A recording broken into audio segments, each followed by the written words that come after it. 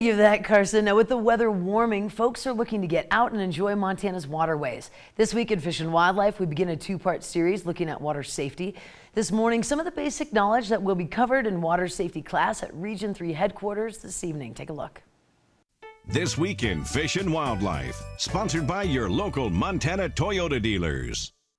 Thursday morning time once again for This Week in Fish and Wildlife. We're out on the road this morning at Region 3 headquarters. Joining us this morning, Sergeant Matt Wemple. Matt, laid out in front of us some of the, I don't want to say tricks of the trade, but some of those things that we should be thinking about.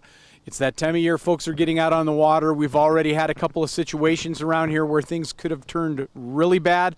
Let's go over some basics. Absolutely. So obviously summer started. We're at the height of our water recreation season. People are getting out on the rivers, on the lakes, and everybody's looking to have fun. We just want everyone to be safe while they're doing it. Obviously right now in June, snow's melting, water's running high.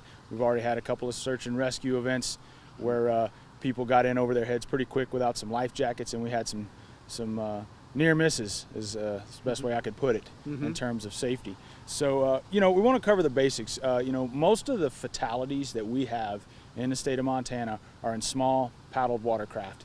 And so it's important to know what the regulations are for personal flotation devices or life jackets on those types of watercraft. And depending on the size of the vessel and what it's used for, there's different requirements. So most importantly, we can start out with the different types of life jackets you have. So over here, if you'll see, I've got them laid out in order here. So this is a youth life jacket. It's a type 1. They're actually going away from calling them that, but this is an offshore life jacket.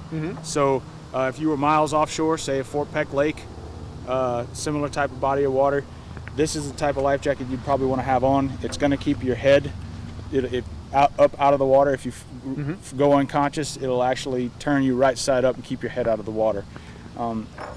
Similar to this one, but only rated for near shore, like Ennis Lake, Canyon Ferry maybe.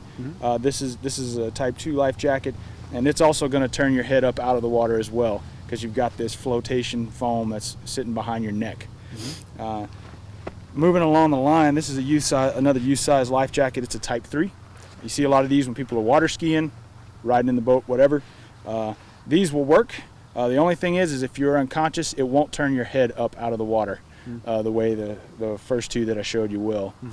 But these are very common, and just it's dependent on the situation you're engaged in, what type of life jacket you want to use, but it's important to know what's required. So on vessels that are 16 feet and shorter, which comprises most of the paddled watercraft that we see here in southwest Montana, you're going to want to have a type 1, 2, or 3 life jacket on board. You have to have one for every person that's on the boat, however big that is. Thank you, Matt. And that's This Week in Fish and Wildlife. This Week in Fish and Wildlife was brought to you by Toyota. Let's go places.